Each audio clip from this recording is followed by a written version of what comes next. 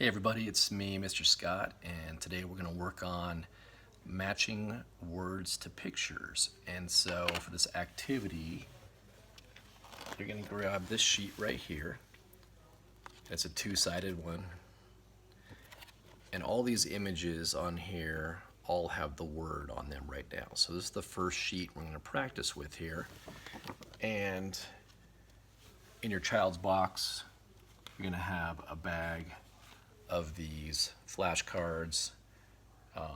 Some will be for one side of the picture here, and then the other ones will have the different words on the other side right here. So when we first start working on this activity, I like to just kind of focus on making it kind of a matching word-to-word scenario to build some momentum with learning kind of critical reading skills and some visual discrimination.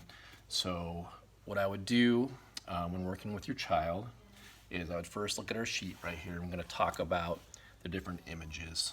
So we have pig, and then I would point to the word and say pig, and then have them try and repeat if they can. Duck, and then the word duck. Cow, cow, and so on.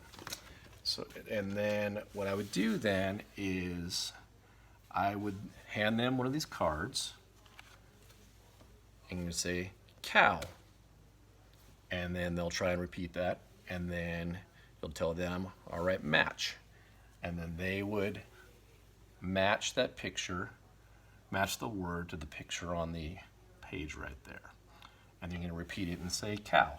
And so we'll repeat that process all the way through. Horse, and then you'll say match, they match it to the picture of the horse. And once you start doing that really well, then what you'll do is tell them to find a certain word. So you would say, find the word duck.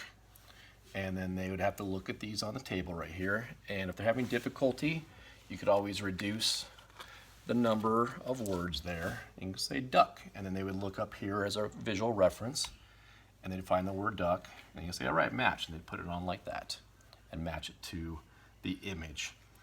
And so once they get really good at doing that independently, they could do all of the various images. What I would do then is I would switch over time, and this might take, a long time, several weeks, maybe longer, is I'd switch to the other worksheet that I sent home that has the images but no words. And so what I would do then is put it up. And this is definitely a scenario where I would use limited words on here. And I like to pick the ones that look really different. This is great because all of these words start with different letters. And so what you'll do then is you would say, find the word duck. And if they couldn't find it, then you would point to it and put your hand out.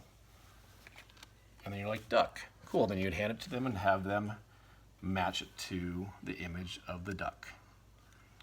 And then you would say, okay, find the word horse. And once again, if they had difficulty, you would gesture to the correct word. They'd pick it up, and then you tell them to match that to the image right there.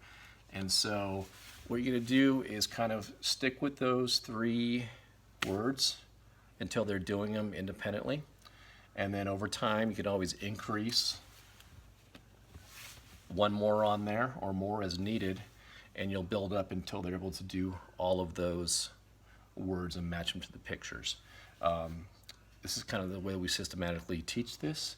If you have any questions, as always, please feel free to contact me, and I could give you some extra one-on-one help with that. So, all right, really appreciate all your help. Thanks so much.